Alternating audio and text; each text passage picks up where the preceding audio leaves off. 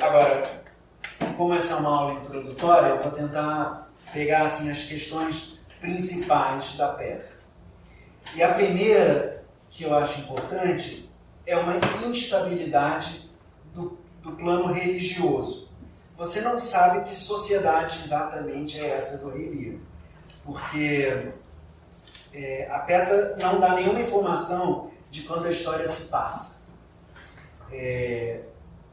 A sensação que nós temos é que nós estamos num mundo em transformação. E a instabilidade religiosa é o primeiro sintoma disso. Não há qualquer menção a uma igreja formalmente constituída. Então, para isso não existir, você está falando de uma coisa pré-Idade Média. Você está falando de uma sociedade realmente arcaica. Agora, os deuses que os personagens invocam a todo momento, primeiro são deuses, no plural, são vários. Então, é uma sociedade panteísta. E os nomes Apolo, Juno, Júpiter, são deuses romanos. Então, você fica se perguntando que sociedade exatamente é essa, porque é uma grande mistura. Ao mesmo tempo, os personagens invocam a todo momento, nas suas falas, digamos, elementos cristãos. Então, fala-se em água benta, em jejum da carne. Os personagens mencionam a existência após a morte de algo semelhante à oposição entre céu e inferno. A própria Cordélia, por sua resignação, que é a filha mais moça, por sua resignação ao castigo do pai e a sua infinita capacidade de perdoar, a sua bondade, muitas vezes é descrita pelos personagens como se fosse uma santa. Então, um personagem fala dela: ela deixou cair a água benta de seus olhos celestes. Muitos críticos chegam a enxergar a Cordélia como uma alegoria de Jesus Cristo, alguém que, no fim das contas, morre para resgatar a humanidade dos seus pecados. E tem um personagem que fala para o Lear: tens uma filha que redime a natureza de sua maldição generalizada. Então, você tem deuses do imaginário mitológico greco-romano, você tem coisas cristãs. A montagem do Laurence Olivier, por exemplo, dá a entender que o Lear é uma espécie de druida. O cenário é Stonehenge, aquelas pedras neolíticas ali. Quer dizer que aí não é nem uma coisa nem outra, não é nem Império Romano, nem um mundo cristão medieval. Então, há uma instabilidade religiosa aí que sugere um mundo em transformação. A trajetória do Lear, por sua vez, é identificada muitas vezes com a do personagem bíblico de Jó, exposto a uma sucessão de sofrimentos e, ao final, famoso por sua paciência e resignação. Quando a peça já se aproxima do fim, ao ser preso com a filha, porque nessa invasão da França à Inglaterra, a essa altura do campeonato, as duas filhas que herdaram o trono já estão brigando entre si. Então a Inglaterra vai dividida para o combate, acaba vencendo, e a Cordélia e o Lear são presos. Então, nesse final, quando a peça já se aproxima do fim ao ser preso com a filha, Lear se contenta com a felicidade ao seu lado nas masmorras. E isso acaba valendo para todos os personagens. O Edgar, o filho legítimo do Gloucester, diz: ao peso desses tempos de tristeza devemos obedecer. Então essa coisa da resignação do Jó que os críticos enxergam no Lear. A ideia de que, não, Cordélia, vamos ser presos, vai ser ótimo na cadeia, a gente vai viver uma vida maravilhosa, livre de todos esses tormentos. Quer dizer, é uma pessoa que está em outro plano, né, de sofrimento.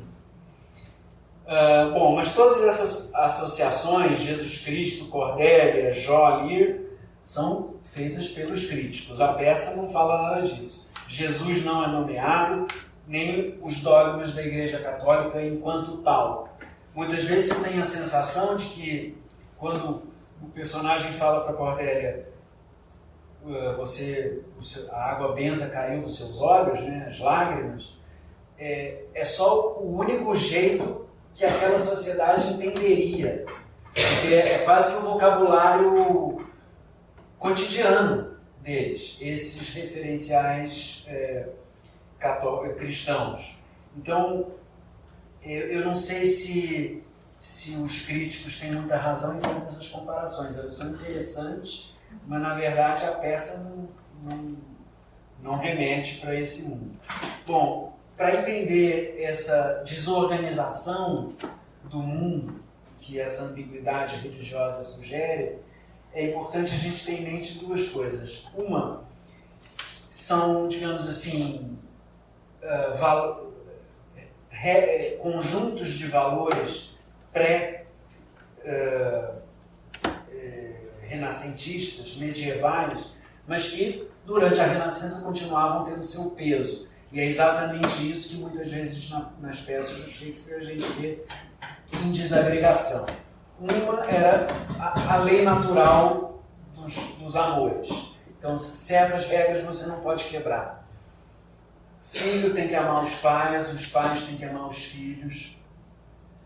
O amor entre pais e filhos, o amor entre irmãos, o respeito aos idosos, o amor à terra de origem, o amor ao semelhante em geral. Esses são valores humanos essenciais. São as chamadas leis naturais.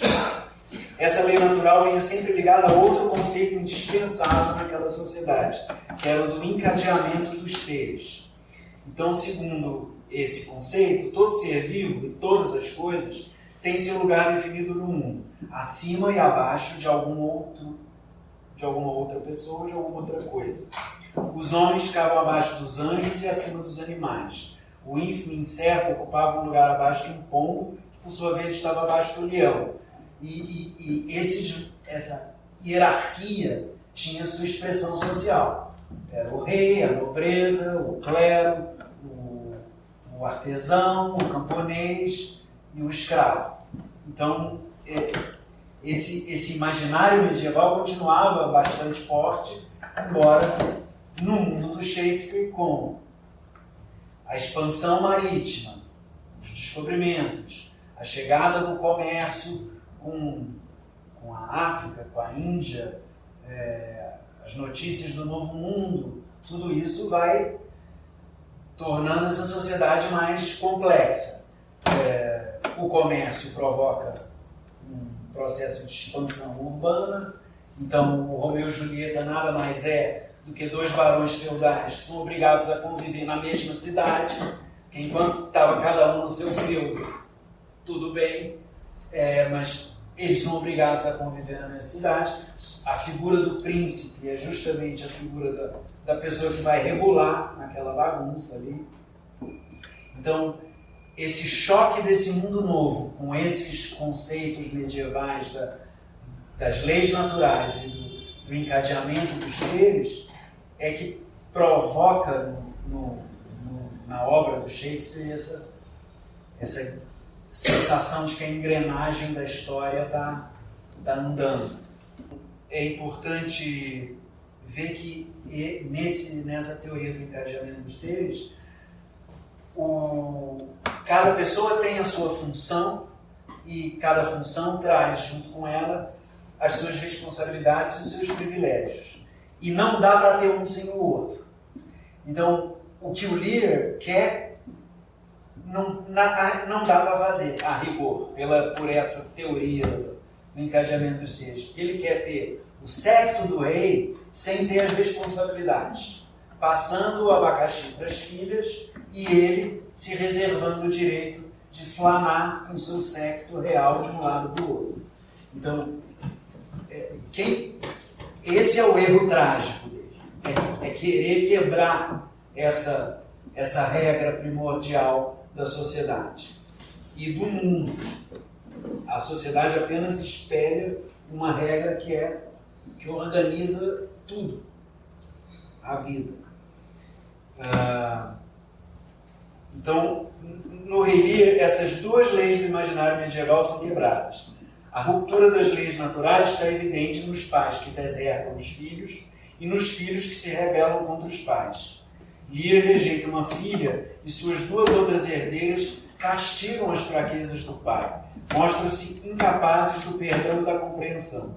Duas virtudes indispensáveis de acordo com as leis naturais e mesmo indispensáveis para uma pessoa ser um bom governante. Então, a sensação de transição que a religião é talvez o primeiro sinal, mas ela se confirma porque o mundo saiu dos eixos. Os pais se voltam contra os filhos, os filhos contra os pais, e o rei, que é a cabeça do corpo social, pediu as contas e não criou uma transição efetiva de poder. Então, no âmbito político, há também outras mudanças em curso. Outras convivências conflituosas entre valores do passado e do futuro. E aqui é que o encadeamento dos seres, a teoria do encadeamento dos seres é quebrada. Um bom resumo desse vínculo entre a saúde do corpo social está no Hamlet. O Lear fala na peça, ao longo da peça, várias vezes disso, mas essa fala do Hamlet resume muito bem o que eles achavam que acontecia quando você tinha algum problema no trono. A majestade, quando morre, não vai sozinha, e sim, como um redemoinho, arrasta o que dela está perto. É uma roda gigantesca, fixa no pico da mais alta montanha, em cujos raios 1000 coisas menores estão encaixadas e presas. Quando rola, cada pequeno anexo, consequência menor, acompanha na violenta ruína. Nunca sozinho um rei suspirou, pois o sofrimento é generalizado. Então, quando você tem um problema no topo da cadeia, a cadeia inteira começa a se desfazer. E é isso que começa a acontecer no Rei Lear. Mas a associação entre esse cataclismo político, fatalmente o fim do mundo, na mentalidade política da época elisabetana, também está presente na famosa cena da tempestade do Rei Lear. Os elementos se revoltam contra o rei decaído, reduzido a quase nada por seus próprios erros. E o Lear grita para a tempestade: e vós, trovão que tudo treme, golpeai a espessura rotunda desse mundo. Quer dizer, no que você desorganizou o trono, a natureza pode destruir o mundo porque os elementos se rebelam, está tudo fora do lugar. É muito curioso imaginar uma sociedade onde, se a pessoa andava com um brasão no peito, todo mundo olhava para ela e já sabia quem ela era. E numa sociedade de castas, praticamente, em que o camponês tem um filho que vai ser camponês, um neto que vai ser camponês, e um nobre é a mesma coisa, esses valores explícitos quase que determinavam a personalidade da pessoa. E o mundo do comércio que está começando é um mundo onde as fortunas mudam de mão, onde você começa a ter uma mobilidade social que não existia antes. Então o camponês, se pegar um navio e for para a Índia, voltar com um carregamento de especiarias, ele pode virar um comerciante urbano. Então, a rigidez do mundo medieval vai se desfazendo. E isso é um fator de grande angústia para aquela sociedade. Não dá mais para saber o que as pessoas pensam pela sua aparência. Isso é um dilema shakespeariano. Talvez o principal. Como saber o que vai na cabeça do outro? Como é que eu consigo ler o outro? Porque esses referenciais medievais vão perdendo valor.